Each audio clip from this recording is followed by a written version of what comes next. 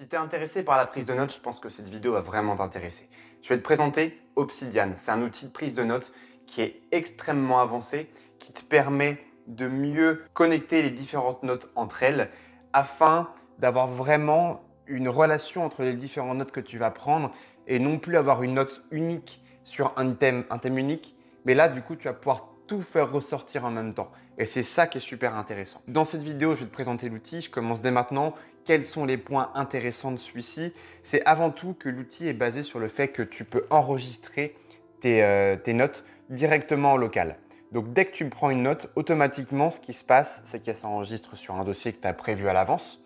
Et en plus de ça, tu n'as même pas besoin d'enregistrer, ça se fait tout seul automatiquement. Donc, premier point.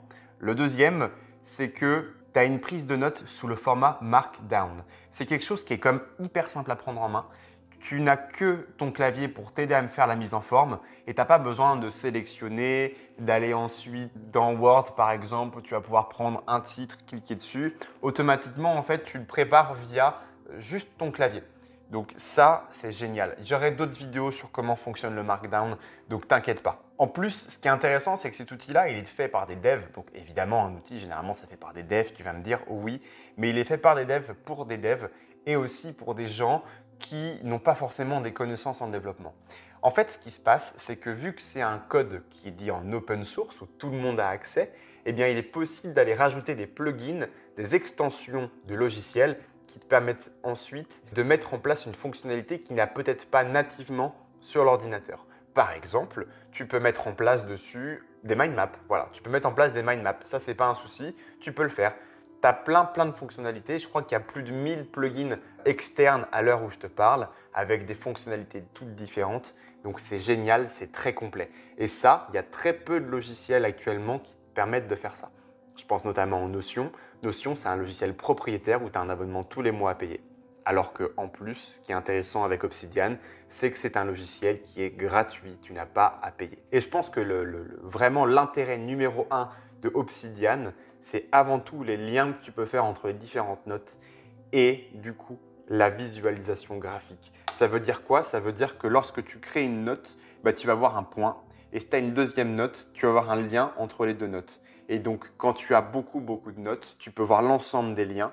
Et quand une note reçoit beaucoup de liens, elle commence à s'épaissir, à grandir. Donc, tu vois que tu as un sujet qui émerge parce que du coup, tu as beaucoup de contenu autour de ce sujet-là. Et c'est là où ça devient super intéressant. C'est lorsque tu as commencé à prendre Obsidian en main et que tu as suffisamment de notes dedans pour pouvoir alimenter, en fin de compte, ton second cerveau. En ce qui concerne le fonctionnement d'Obsidian, comme je t'expliquais, tout se base sur le format Markdown.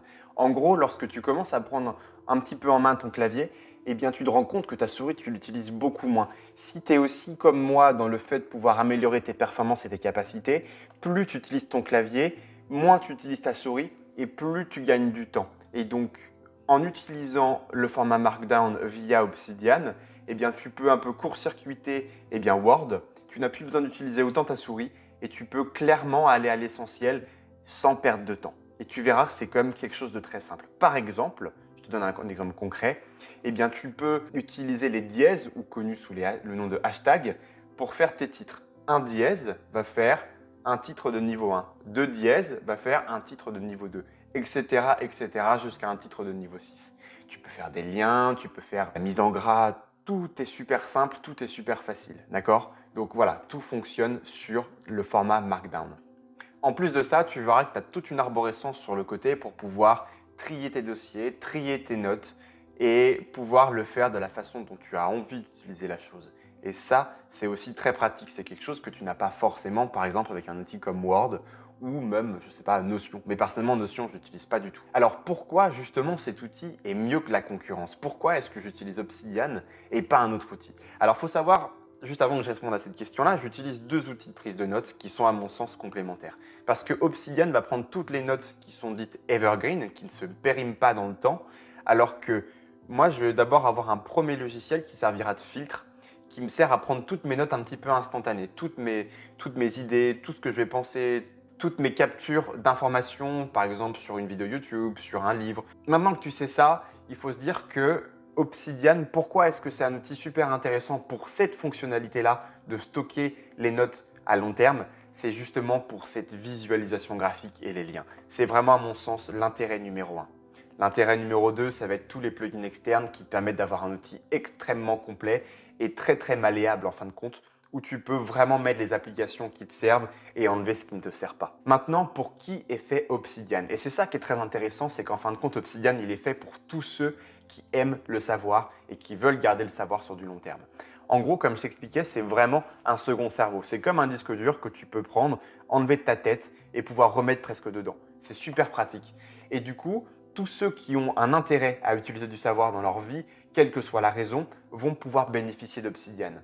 Le seul petit hic, c'est que ça prend du temps, il faut quand même le savoir. Mais pour moi, ce logiciel-là, il est intéressant quand tu es étudiant, quand tu es doctorant, quand tu es prof à l'université, quand tu es prof même au collège, au lycée. C'est bien pour des ingénieurs, c'est bien pour des médecins, des entrepreneurs, même des chômeurs. À partir du moment où tu as vraiment une valorisation du savoir, c'est hyper intéressant. Maintenant, j'ai fini cette vidéo, j'espère que ça t'a plu.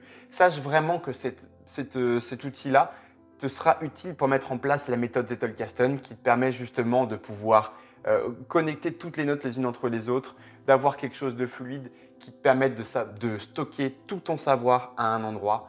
Et je trouve ça extrêmement résilient, capable en fait de ne pas être perturbé par un élément extérieur. Et c'est vraiment génial. Donc, je t'invite à télécharger Obsidian. Je vais très rapidement faire une vidéo sur comment utiliser Obsidian, quelle est la mise en place, etc. Donc, reste abonné à cette chaîne pour pouvoir savoir quand est-ce que tu auras accès à ça.